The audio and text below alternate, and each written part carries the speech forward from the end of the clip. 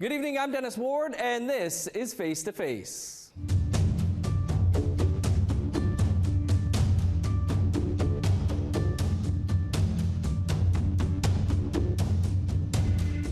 Our guest this week is set to become the first female chief of her nation and one of, if not the youngest chief in Canada.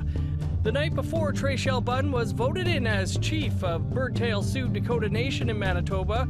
She was one of the youth recipients of an Indspire Award. She is a former youth chief with the Southern Chiefs organization and a recipient of a King Charles III Coronation Medal. Tréchelle is a law student at the University of Manitoba and the founder of the Reconciliation Ride. Tréchelle, Chief Bunn, thanks for being with us on the show this week. Yeah, thanks so much for having me. It's a pleasure to be here. Congrats on an absolutely whirlwind couple of weeks for you. Have you had a minute to let it all sink in yet?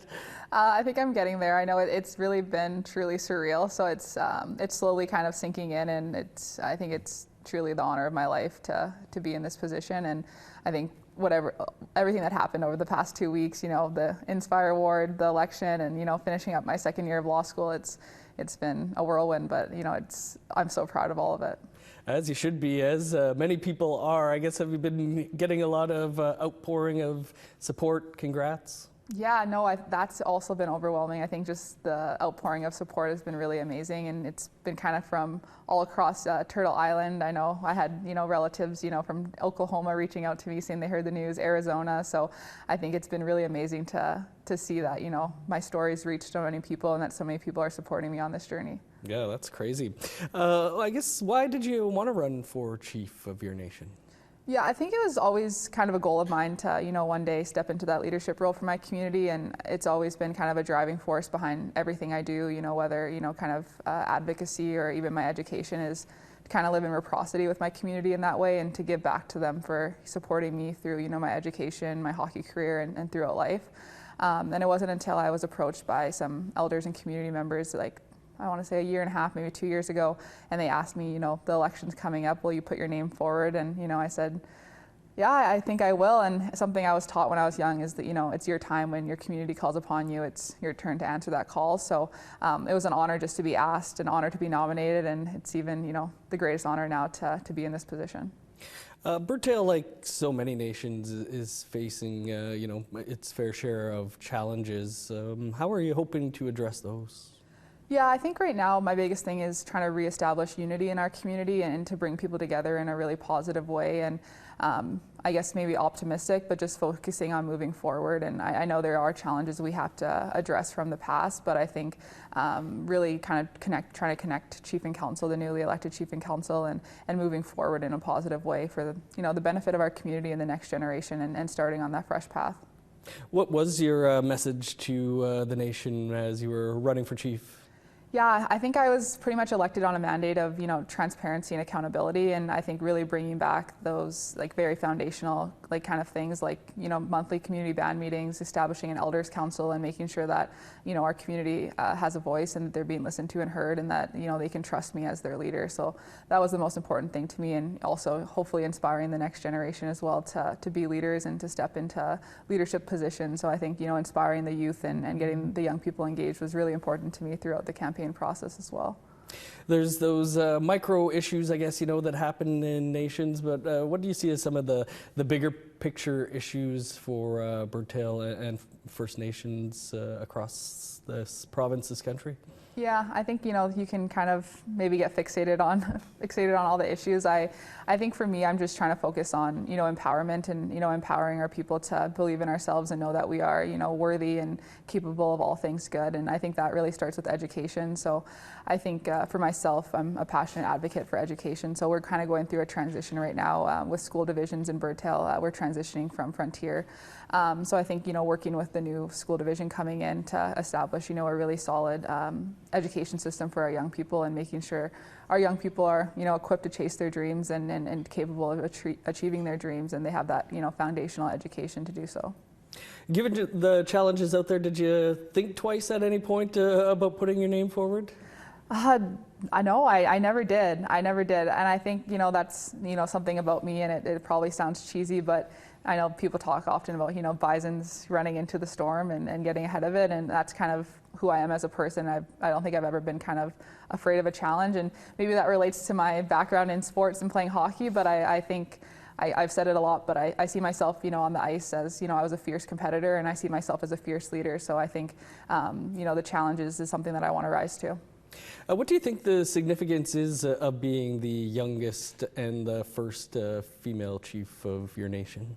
Yeah, I think throughout the campaign process, I recognized that our community we're gonna have a female chief regardless. So it was myself and my opponent were both females. So I knew history was gonna be made in my community in that respect. I wasn't as much kind of, I guess, thinking about being the youngest chief and then how that could have ripple effects. Maybe the youngest chief in Manitoba, the youngest chief, in Canada. So I didn't really focus too much on that, but I think once kind of maybe media and other people got a hold of it, it really ran, and I do recognize the responsibility that comes with that, and I think it really is a privilege and a great responsibility. I feel like for me, I'm kind of familiar with being the first sometimes. So I'm the first in my family to earn a university degree, first to go to law school, and something my parents always said to me, and my dad said, like, you may be the first, but you're not going to be the last.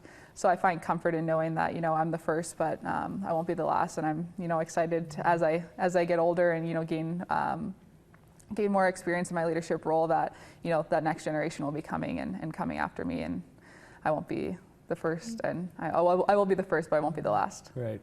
Like you say, it's maybe the media that's fixated on whether you're the youngest chief, 640 nations in this country, but has anybody reached out to you saying, hey, I'm the youngest chief, I'm 24?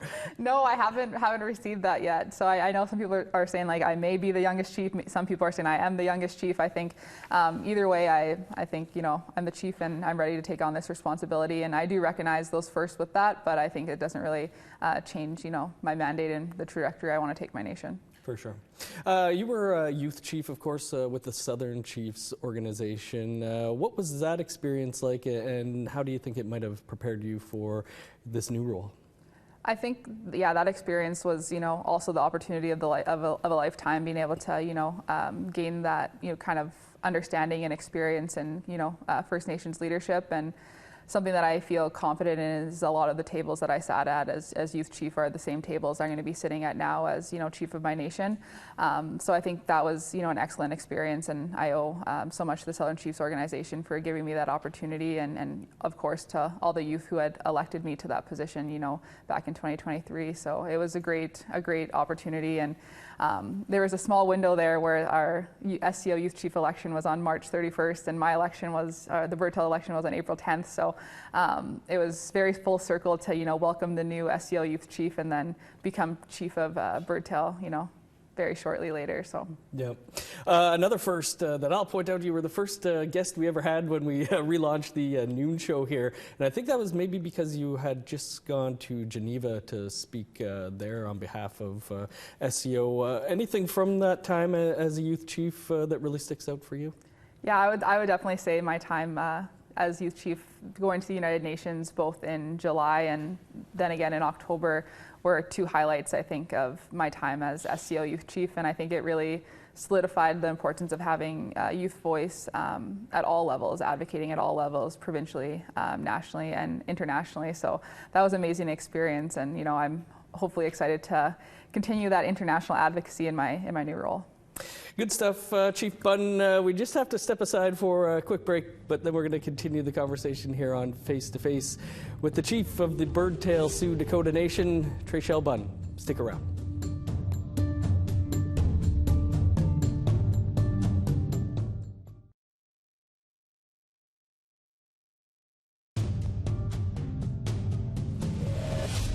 Welcome back to Face to Face. Our guest this week is Tréchelle Bunn, who, among many things, was just elected as the first female chief of the Birdtail Sioux Dakota Nation.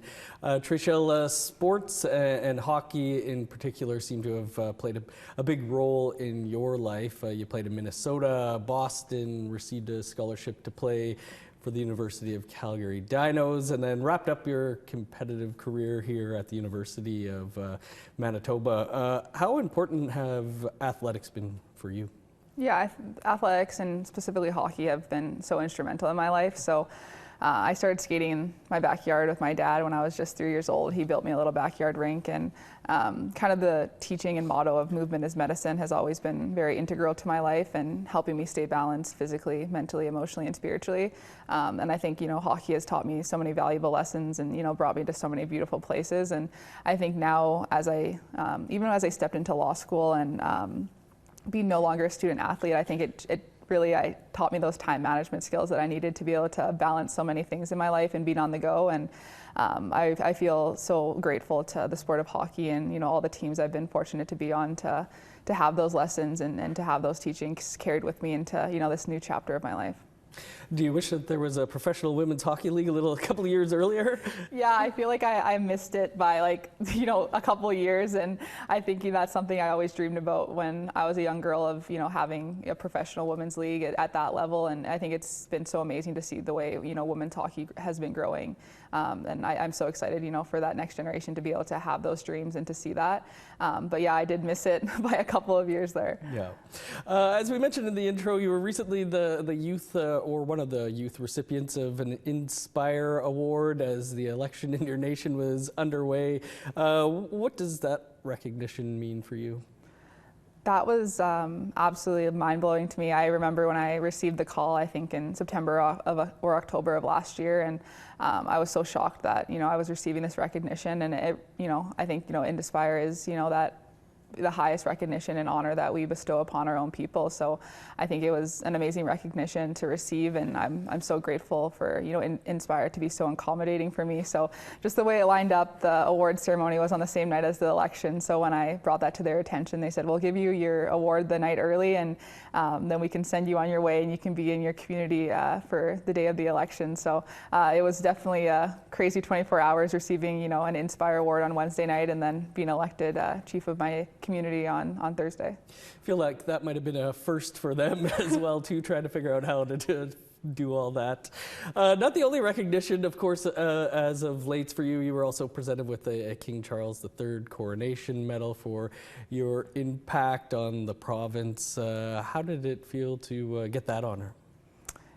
Yeah, I think all these recognitions are, I think, not only a testament to me, but most importantly a testament to my family and my community, and for them supporting me and the work that I do, and everything that I do is for my family and for my community. So they're just as much mine as they are more so theirs. So I know everyone is always so excited when I receive these awards, and it really is theirs as well. So that was a great honor as well, and it was great to be at Government House and to receive the King Charles Coronation Medal.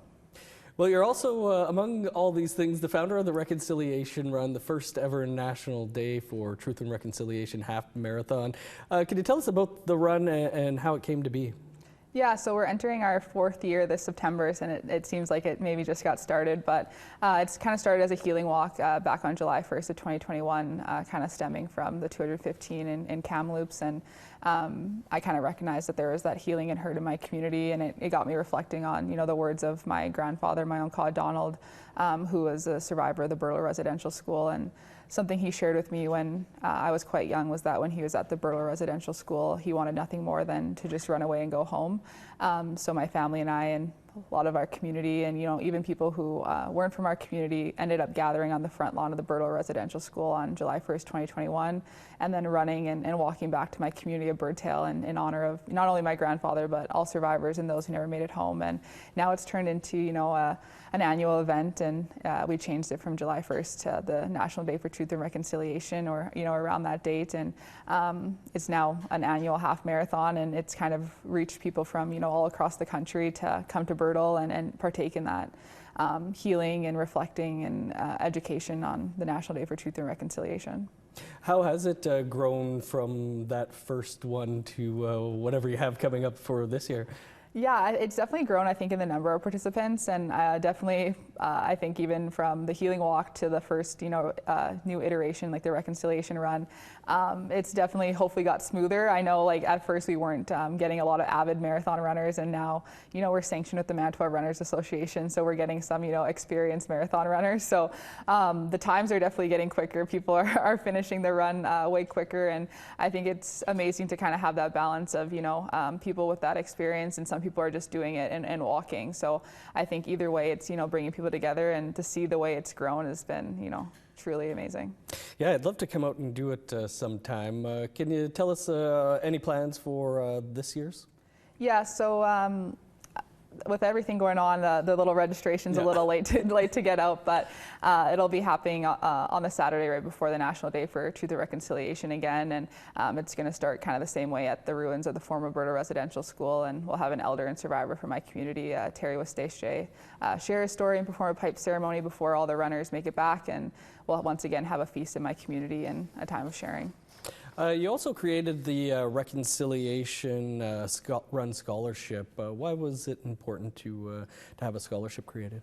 Yeah, I think that really came of, we donated to any proceeds left over from the Reconciliation Run the first couple of years to different organizations, and I really saw the impact of, movement as medicine had on my life, and, sport had on my life, and it was kind of inspired by the words of former TRC Commissioner Chief Willie Littlechild, and I got to spend some time with him this past summer in Geneva at the UN, and one of his most notable quotes was, reconciliation is about bringing people together and getting people working together, or sport has the power to bring people together and get people working together, and that's what reconciliation is all about. So I think the idea of doing a scholarship at the U of M for Indigenous student athletes just was kind of a natural fit, and I think I'm so excited to have all the proceeds now going from the Reconciliation Run to that scholarship and funding that for the next generation of Indigenous student athletes, and it is the first of its kind, so I hope it speaks to fellow Indigenous student athletes like how I was once a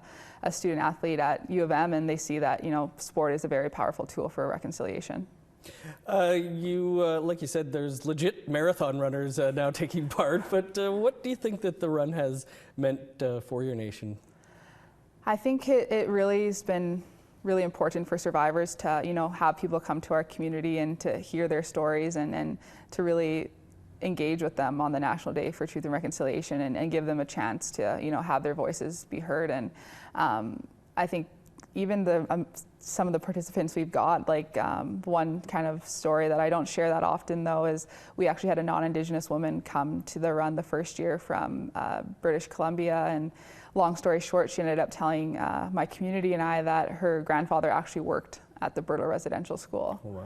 And she was there that day, owning her family's truth in that. And she even apologized to survivors in my community on behalf of, her grandfather and the role that, and the legacy of her family in the residential school system, particularly in Birdtail. And for that, it was very moving for, so many survivors in my community to be getting an apology from, someone who is a descendant of someone who worked at the Birdtail Residential School. So it's really, I think, has impacted people in all different ways, and especially in my community. And I think even for the non-Indigenous participants who come, it's the first time they're seeing a residential school in person, hearing from, an elder and survivor directly, and, stepping foot on a First Nation in Canada. Powerful stuff. Chief Bunn, more to talk about here. We just have to step aside for one last quick break, and then we'll continue the conversation here on Face to Face. Stick around.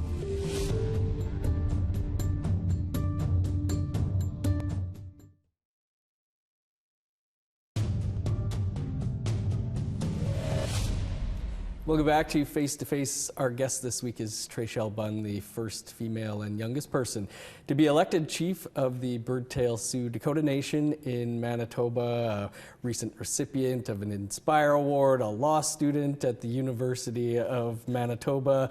Some of us when you were elected were kind of joking and not even joking about how bad we felt about where we're at in our lives. And you're 25 years old, but you're involved in so much stuff. I guess, how do you try and stay grounded with it all?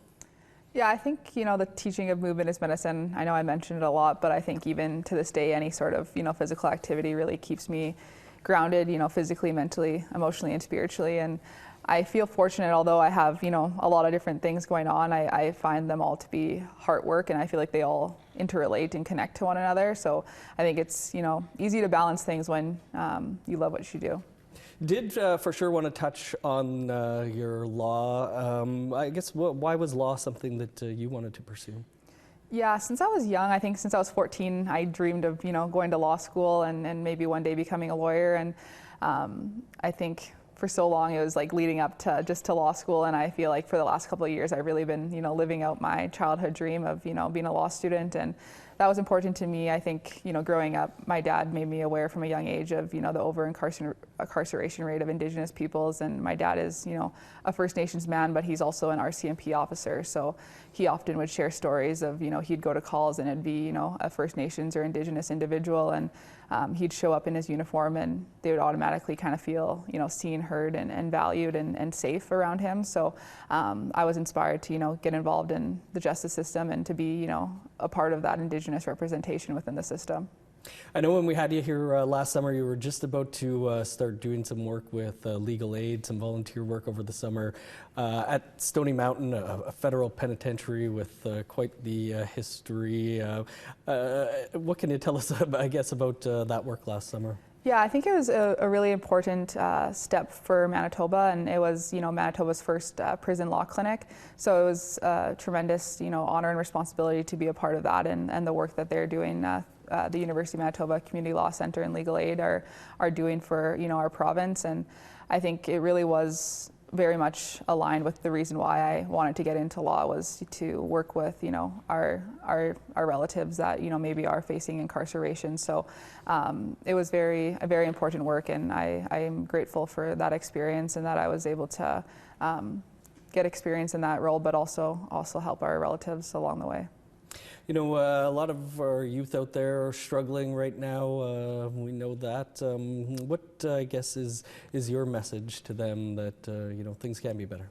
Yeah, I think I like to, I guess when I first started getting comfortable with, calling myself a leader, I say that, maybe I'm not the most vocal or the loudest person in the room, but, I'm someone who leads by example. So I think we're in a time of, an Indigenous, uprising and a rising of our people. And I think there's so many amazing, Indigenous role models out there. And no matter what you want to do or what you want to be, I think, there's someone out there that you can look up to now. And we're having those representation within all those spaces. So, whether you dream of going to law school, maybe like me, or becoming chief of your community, if I'm someone you can look up to, I think don't be afraid to reach out to those people. And we are, a tight-knit and close community. And I know we want to see our young people rise, so that's the most important thing to me. So I always love mentoring and talking to other young people and supporting them on their journey.